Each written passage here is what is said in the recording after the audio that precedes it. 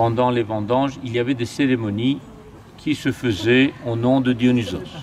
Et plutôt des musiciens qui prenaient place à la place centrale des villages. Les villageois prenaient place autour. Il y en avait certains qui avaient plus du mal à écouter et à voir que d'autres. Pourquoi on ne fait pas ça devant une colline? Forcément, les uns vont être derrière et au-dessus des autres. Donc tout le monde va pouvoir voir. Et c'est cette idée très simple mais très bête qui est le point de départ d'un théâtre. Les gens, quand ils se sont mis debout sur les collines, ils se sont dit mais pourquoi on ne s'assoit pas?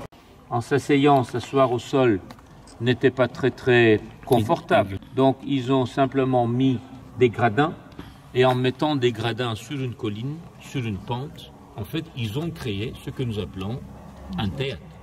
Ce premier théâtre donc était un théâtre grec. Ces premiers théâtres étaient toujours et forcément adossés à une colline. La technologie grecque n'était pas suffisante pour monter les gradins. Ces premiers théâtres, dit donc théâtre grec, n'étaient pas pour les pièces théâtrales, c'était simplement pour la musique, pour le chœur. Et d'ailleurs, c'est la raison pour laquelle ils ne nécessitaient pas de décor. Et pour avoir une belle vue en arrière-plan, généralement ces théâtres étaient toujours orientés vers la mer. C'était souvent des moyens très naturels, comme par exemple le vent qui amenait la voix. C'était un peu aléatoire. De plus en plus de gens qui veulent voir ces pièces théâtrales. Donc ils se sont dit, nous utilisons ce bâtiment dit théâtre pratiquement une fois par an pendant les vendanges. Pourquoi on n'utiliserait pas ce même théâtre, cette fois-ci pour les pièces théâtrales?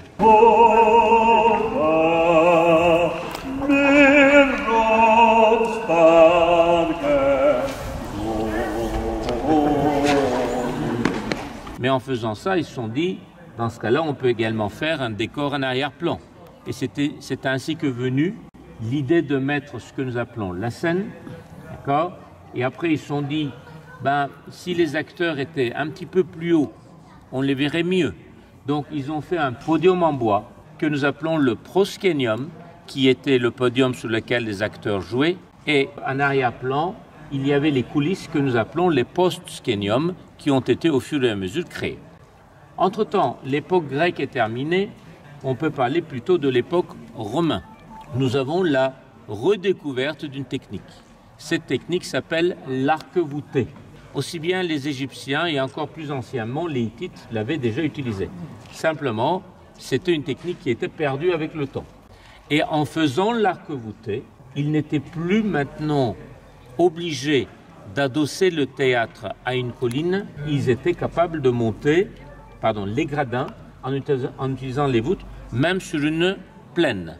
Est-ce que vous connaissez la différence entre un théâtre et un amphithéâtre? Le mot amphi veut dire des deux côtés. Un animal qui peut aussi bien respirer dans l'eau qu'à l'extérieur, vous appelez ça amphibie. Puisqu'un théâtre est un demi-cercle, quand vous mettez un théâtre en face de l'autre, ça vous fait un amphithéâtre, ça vous fait un cercle. Par exemple, Colisée à Rome est un amphithéâtre. Donc tout ce qui est amphithéâtre a commencé avec les Romains. Que maintenant, ils avaient la technologie de le faire. Donc les Romains, ils ont commencé à faire des théâtres qui ressemblent à des théâtres grecs au début, que les gradins en dessous sont creusés. Chez les Grecs, ça n'existait pas. Chaque fois que quelqu'un passait devant vous, vous étiez obligé de vous lever pour laisser passer la personne. Les Romains étant plus feignants que des Grecs, donc les architectes ont dit, pas de problème, on va simplement creuser la partie en bas du gradin où vous êtes assis, et quand quelqu'un passe devant, vous n'avez qu'à mettre les pieds dessous. C'est qu'ils ont fait, sans le savoir, la plus grande découverte d'acoustique. Coupé à l'angle droit, la voix partait à l'infini. Comme c'était creusé en bas, la voix entrait, faisait demi-tour et retournait dans le théâtre.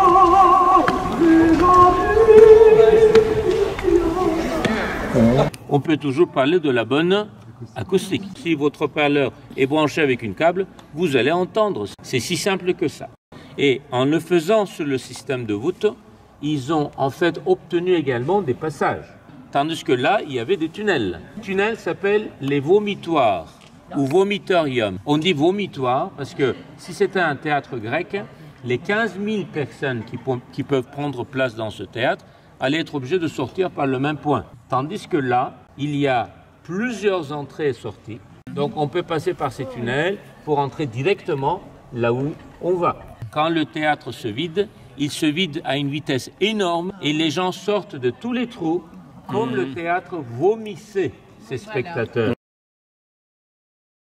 Et la scène que vous avez sous la droite, quand il y avait beaucoup de soleil, il y avait un toit. Ce toit était en tissu.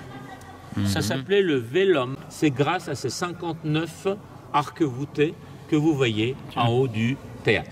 D'où le mot voile. Et c'est d'ailleurs les marins qui étaient doués pour pouvoir le tirer et pour pouvoir mettre les amarres et les nœuds adéquats pour pouvoir le tenir comme il faut. Pour les luttes d'animaux sauvages et de gladiateurs, on a construit ce que nous appelons les amphithéâtres. Sur 1800-1900 ans d'âge, sur la porte Regia, la porte principale, il y avait un buste de l'empereur. Dans un diadème triangulaire, il y a un relief de Bacchus, puisque c'était le dieu du théâtre. La petite porte que vous voyez en dessous, c'était pour l'entrée des animaux sauvages. Les portes au-dessus, c'était pour les acteurs. 5 portes sont de tailles différentes. Donc, rôle principal, porte principale. Deuxième rôle, les portes latérales, ou encore les toutes dernières qui sont bien plus petites pour les figurants. Nous avons pu trouver carrément les billets de théâtre sur lesquels vous aviez le numéro du rang et du siège qui était marqué. Même les billets de théâtre, ce n'est pas nous qui l'avons inventé. Vous avez le théâtre le mieux conservé de l'Antiquité. Ce théâtre, après la conquête d'Anatolie par les Turcs, a été utilisé comme un caravansérail. C'est eux qui ont démonté la scène, le podium, parce que ça empêchait l'accès des chameaux. Pour pouvoir l'utiliser comme un caravansérail, ils étaient obligés tout le temps de l'entretenir. Pour une petite légende, au IIe siècle, le gouverneur de la ville avait une très très jolie fille et tout le monde voulait se marier avec elle. C'est lui qui avait eu l'idée de dire, eh ben, celui qui pourra construire le plus beau monument à ma ville aura ma fille. En fait, la légende veut que le gouverneur est d'abord allé voir l'aqueduc de la ville, qui est également un aqueduc extraordinaire. Parce qu'en voyant l'aqueduc, il a dit, c'est impossible de faire quelque chose de plus beau que ça. Je vais marier ma fille avec l'architecte de l'aqueduc. Mais maintenant qu'il voyait que le théâtre était aussi beau, voire plus beau, il fallait tenir sa promesse en tant que gouverneur. Il ne pouvait pas faire autrement que tuer sa fille pour donner une moitié. En entendant dire ça, l'architecte du théâtre, il a dit « J'aime tellement votre fille, tombez ma partie à moi, s'il vous plaît, pour qu'elle reste vivante. » Et c'est là qu'il a compris que c'est l'architecte du théâtre qui aimait sa fille, qui a dû épouser sa fille avec l'architecte du théâtre.